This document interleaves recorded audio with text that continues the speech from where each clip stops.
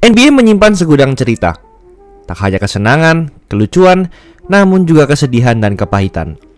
Rentetan serta naik turun cerita maupun narasi NBA itulah yang membuat liga ini semakin menarik dan digemari banyak orang.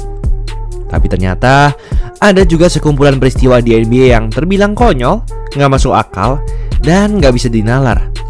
Akan kami bahas dalam episode kali ini berjudul 8 momen terkonyol dalam sejarah NBA. Sebelum lanjut, jangan lupa like dan subscribe ya. Simak ulasan berikut ini. Kita bahas yang pertama. Comeback atau kata lainnya membalikan skor padahal sudah tertinggal jauh adalah hal yang sudah lumrah di NBA. Comeback tergila dalam sejarah NBA mungkin dilakukan Bucks pada musim 1977-1978, di mana mereka ketinggalan 29 poin di kuarter keempat, namun berhasil comeback dan mencuri kemenangan atas musuhnya. Namun comeback yang dilakukan Tracy McGrady ini tak kalah gila dan gak masuk akal. Pada 2004, Rockets melawan Spurs. Waktu tersisa 47 detik kuarter keempat. Rockets ketinggalan 8 poin dari Spurs. Kalau kalian melihat ini, sepertinya sudah gak masuk akal dan mendingan dilepas aja kan sama Rockets daripada ntar cedera kan. Tapi bukan itu yang Tracy McGrady mau. McGrady di masa kejayaannya dikatakan scorer terhebat, di mana ia 2 kali menjadi scoring champion. Bahkan banyak yang bingung apakah ia lebih hebat dari Kobe atau sebaliknya. Dan ini yang dilakukan McGrady.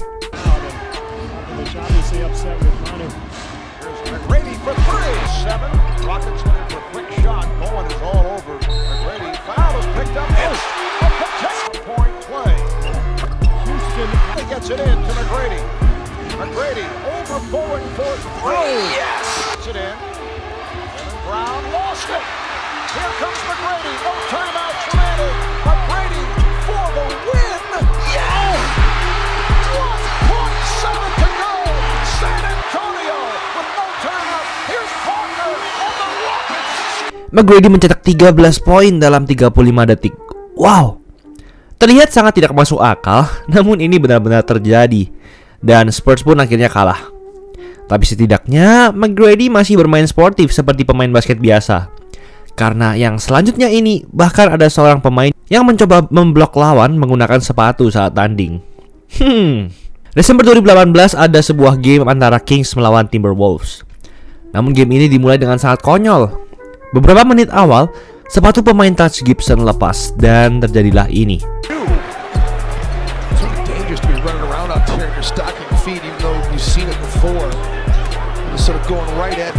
Are you allowed to block a shot with a shoe? No. And now we've got a whistle. I'm not. Taj may have gotten a piece of that ball with his shoe. Gimana nih? Emang sih Timberwolves sama Kings musim itu sama-sama jadi tim yang cupu. Tapi ya jangan pakai sepatu juga kali. Tapi setidaknya pemain ini gak mempermalukan dirinya sendiri di depan para penonton.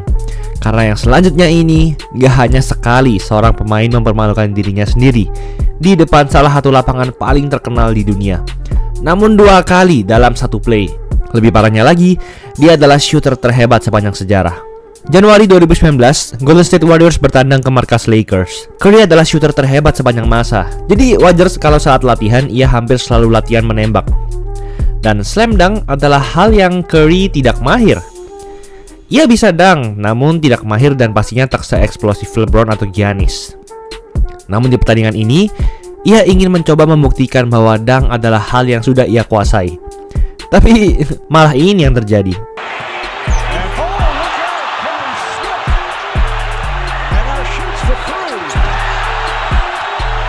Gak hanya sekali, tapi 2 kali Stephen Curry mempermalukan dirinya di depan Staples Center, salah satu markas olahraga terbesar di Amerika. Tapi setidaknya Curry masih mencoba, meskipun akhirnya mempermalukan dirinya sendiri. Karena ia tak seperti yang selanjutnya ini, di mana orang ini ketahuan curang dari siaran langsung TV. Desember 2013 adalah musim pertama Jason Kidd berkarir jadi pelatih tim NBA, tepatnya tim Brooklyn Nets. Jason Kidd sebenarnya terbilang pelatih yang hebat sekarang. Saat ia jadi asisten pelatih Lakers, ia membawa Lakers juara 2020. Dan musim kemarin ketika menjadi pelatih Mavericks, ia berhasil membawa Mavericks melaju ke final wilayah barat 2022. Bahkan mengalahkan Suns yang di peringkat 1. Namun di musim pertamanya itu, ia melakukan sesuatu yang terbilang pintar, tapi konyol. Pertandingan Lakers melawan Nets ketinggalan 2 poin dan sudah tak punya timeout lagi. Jadi Kidd tak bisa memberikan strategi bagi pemainnya di detik-detik akhir itu. Ia pun punya ide licik di mana ia membawa gelas minuman dan menyuruh pemainnya untuk menyenggolnya dan pura-pura mengotori lapangan sehingga wasit terpaksa memberikan timeout.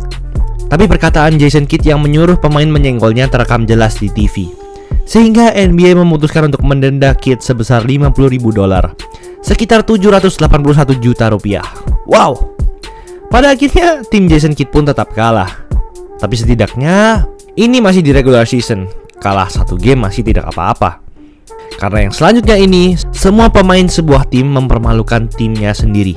Musim 2017-2018 adalah musim terhebat Rockets dalam beberapa dekade terakhir. Duet Chris Paul dan Harden membuat mereka melaju ke peringkat 1 regular season dengan rekor menang kalah 65-17. Sangat hebat.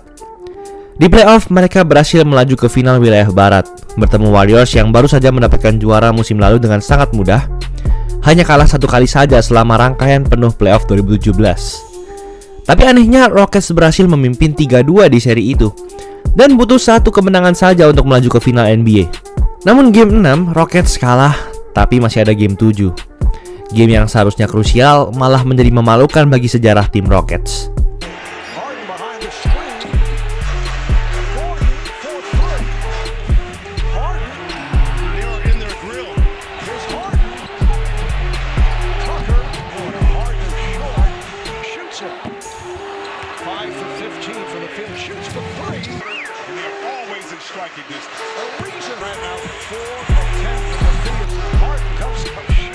Seluruh pemain Rockets memecahkan rekor NBA di mana mereka tak memasukkan 27 tembakan 3 angka beruntun. Bahkan ada postingan Twitter, kemungkinan sebuah tim tidak memasukkan 27 tembakan 3 angka beruntun hanyalah 0,00084%. Tak hanya Rockets pulang, namun mereka tak menjadi juara karena sebenarnya mereka hanya harus bertarung melawan Cavaliers yang hanya punya LeBron di final, yang pastinya Rockets bisa menang dengan mudah. Tapi setidaknya mereka tak harus berak untuk mempermalukan dirinya.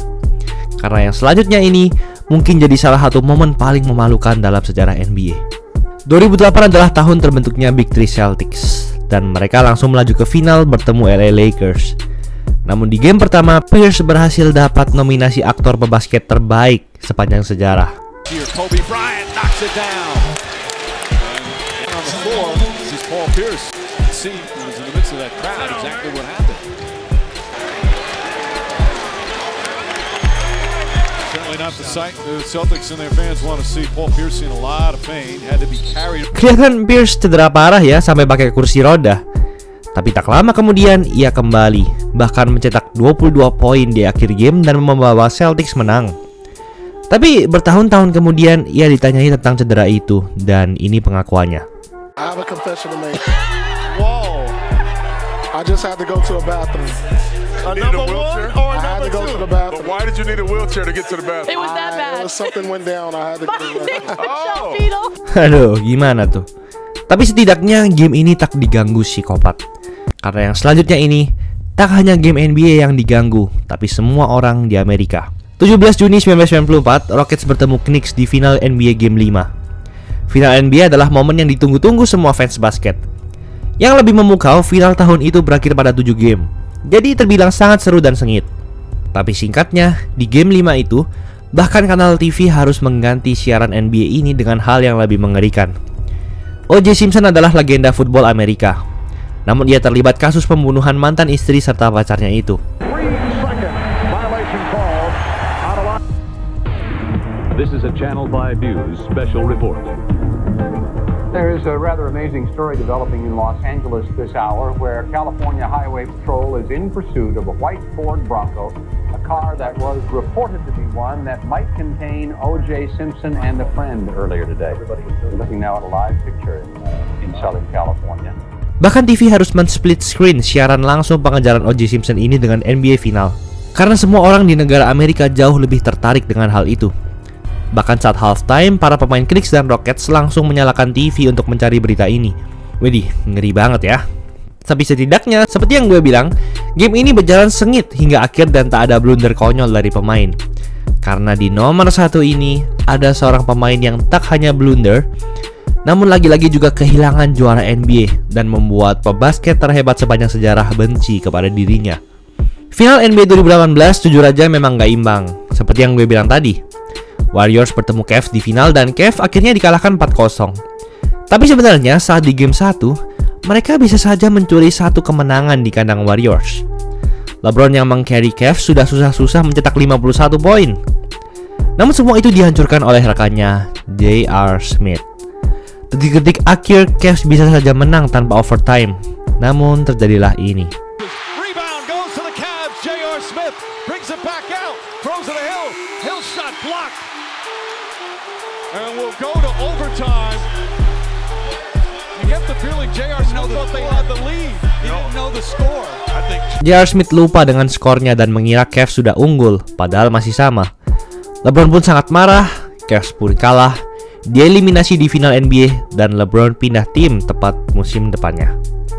Itulah ulasan mengenai episode kali ini.